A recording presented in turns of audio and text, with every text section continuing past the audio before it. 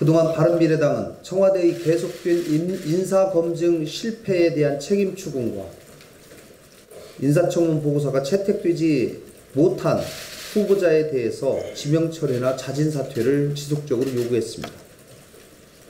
그럼에도 대통령이 임명 강행으로 답한다면 청와대와 대통령의 불통과 일방통행이 극에 달했음을 보여주는 일일 것입니다. 그동안 제기된 이번 인사에 대한 몇 가지 문제를 정리해서 말씀드리고자 합니다. 먼저 8번이나 진행된 임명 강행을 계속하면서도 잘못된 인사검증 시스템을 전혀 고치지 않고 있습니다.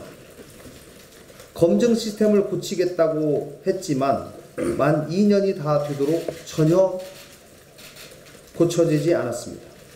둘째로 국회를 무시하고 국민 여론을 철저히 무시하고 있습니다. 국민 여론도 장관 후보자들에 대해서 부적합하다고 판단하고 있습니다. 셋째, 인사청문제도의 모순이 드러났지만 이를 고치려는 노력이 없습니다. 인사청문회의 본래 의미를 현저하게 퇴색시키고 있습니다. 현행 인사청문제도는 후보자가 아무리 부적격하더라도 대통령이 임명 강행을 하면 그만입니다. 촛불 정신을 그렇게 강조하고 있는 대통령과 청와대가 제대로 된 개혁 의지를 갖고 있고 국가 시스템 개선에 대해서 조금이라도 관심이 있다면 인사청문제도의 개선에 앞장서야 했습니다. 그렇지만 그렇지 않았습니다. 마지막으로 계속된 실패와 무능을 보여준 인사검증 책임자에 대해 지나친 집착을 보여줌으로써 여야 간의 정쟁을 초래하고 있습니다.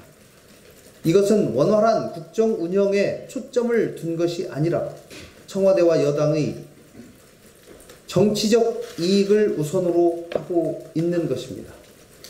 대통령은 이러한 불통과 일방통행으로 여야 간 정쟁을 유발해놓고 해외 순방을 나가버린다면 이후부터는 야당의 맹렬한 반대와 비판을 여당이 감내하게 감당해야만 합니다. 무책임한 행동입니다. 이제라도 대통령은 무능과 무책임의 상징이 된 조국 민정수석을 경질해야 합니다.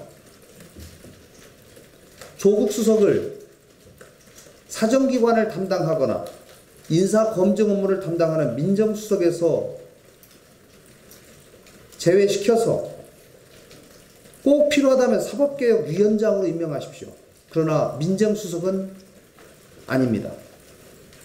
대통령께서 국회를 존중하고 국민 여론을 겸허히 받아들이기를 바랍니다. 대통령의 결단을 다시 한번 촉구합니다.